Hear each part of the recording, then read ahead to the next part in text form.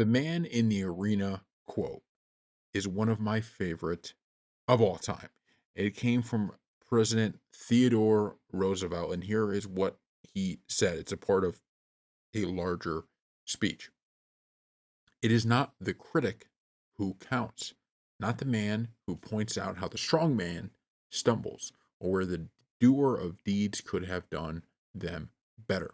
The credit belongs to the man who is actually in the arena, whose face is marred by dust and sweat and blood, who strives valiantly, who errs, who comes short again and again, because there is no effort without error and shortcoming. But who does actually strive to do the deeds? Who knows great enthusiasms, the great devotions? Who spends himself in a worthy cause? Who at the best knows in the end the triumph of high achievement? And who at the worst, if he fails, at least fails while daring greatly? So that his place shall never be with those cold and timid souls who neither know victory nor defeat. The first time I read this quote, because I actually I should probably find the actual speech. That's maybe it is one that's publicly available. The first time I read this, it spoke to me so much, because I think this explains a lot of modern society as it pertains to, especially if you're a YouTube creator or anything like that, where there's a lot of people who will never try anything because they're so scared to fail. And a lot of those people, not only do they, not try anything, but they're likely to criticize. I just want to go back and read the first line again. It is not the critic who counts. That's such a powerful couple of words, right? It's such a powerful couple of words because it's so true. If you're sitting at home right now and you have your own YouTube channel, maybe it has less than 10 subscribers, you're stuck, you can't get any views, you're, mad at the YouTube algorithm, you are still putting yourself out there. You're still striving for something. And right now, it might not be going the way you want it to go. But if you keep at it, you'll find it. If you keep at it, you'll figure it out. And one of the beautiful things about effort, because you hear a lot of people talk about luck, and luck exists. Don't get me wrong. Luck exists, but lucky people usually get that way, or, stumble in to luck because of the effort they put in. So maybe you're doing your YouTube channel right now, and maybe 5, 10 years from now, you won't be doing that YouTube channel anymore because it fails. But maybe because of that experience, you end up doing something else and succeeding in a big way, but you never would have got there if you hadn't had that experience with the channel with only a few subscribers that you failed on.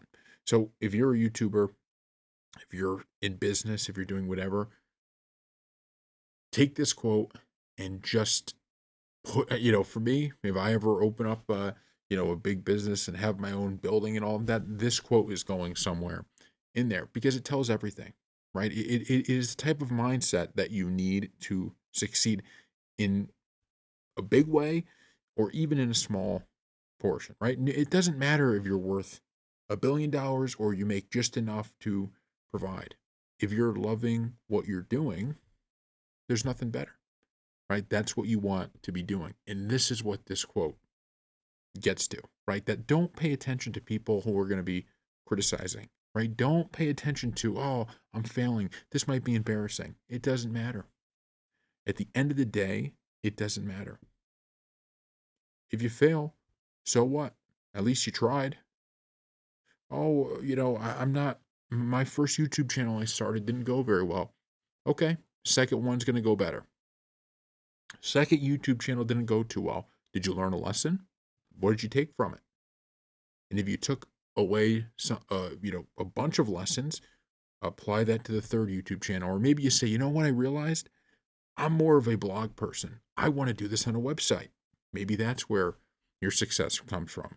You never know, but you have to try. And the number one thing is you can't fixate on the critics because you're always going to have them, right? They're always going to have them. And this quote to me just it tells the story of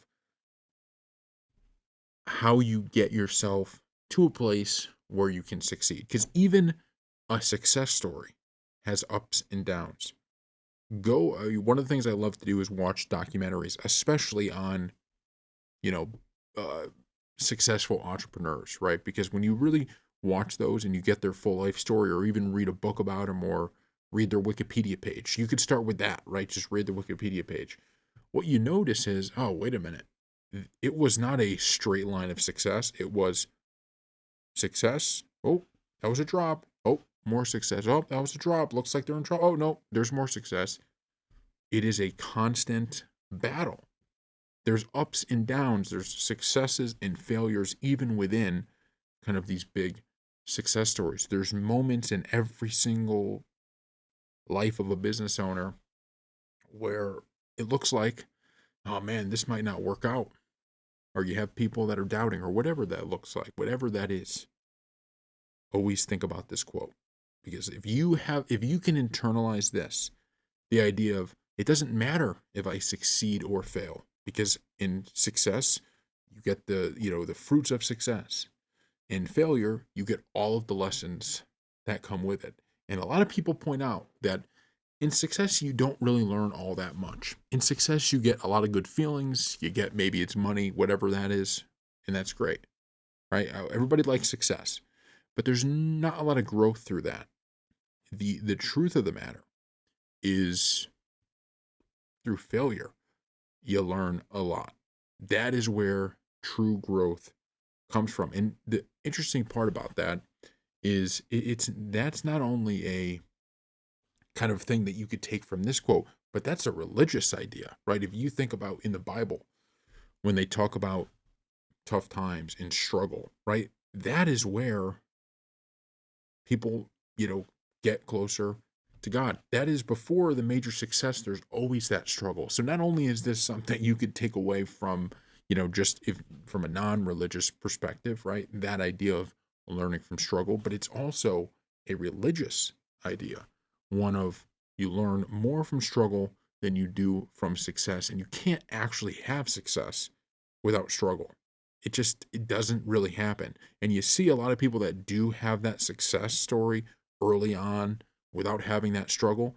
A lot of times they have a hard crash before coming back up and succeeding again, right? If they're able to. Because if you don't have the struggle to learn the lessons that you need, it's tough to sustain that level of success.